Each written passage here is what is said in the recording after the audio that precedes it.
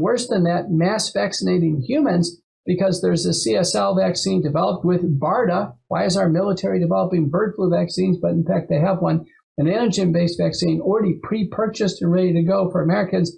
And right behind it is self-replicating messenger RNA bird flu vaccines for humans. We're talking messenger RNA, Pete, on steroids.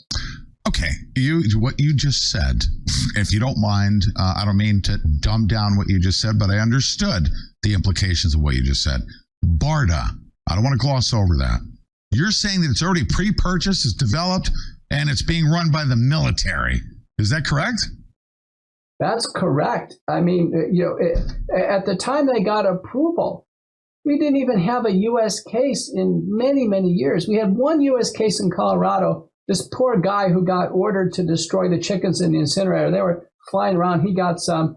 This guy in Texas got a little bird flu in his eye. It was on the first page of the New England Journal of Medicine. Now somebody today in Michigan and one in Australia. So you're going to hear more human cases. Remember what they're doing now. Under this declaration, Michigan has a declaration of extraordinary emergency. That's the word they use. They're coming out to farms in hazmat suits. And guess what, Pete? They're doing PCR testing of the animals. You know how messy that is? I had a patient yesterday tell me that the feds are coming in hazmat suits to farms in West Texas to do mandatory PCR testing of the animals. This is going on right now. Yeah.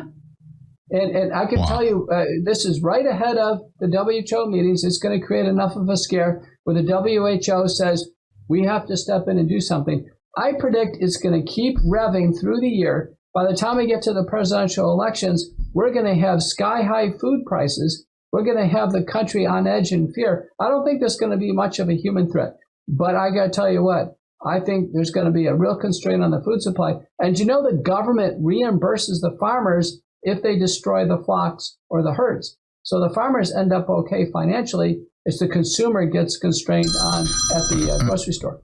That's right. And if you couple that with, and these are facts, the top 500 food production plants have been wiped out mysteriously. They've been destroyed. That has had an impact on our supply chain. So this could be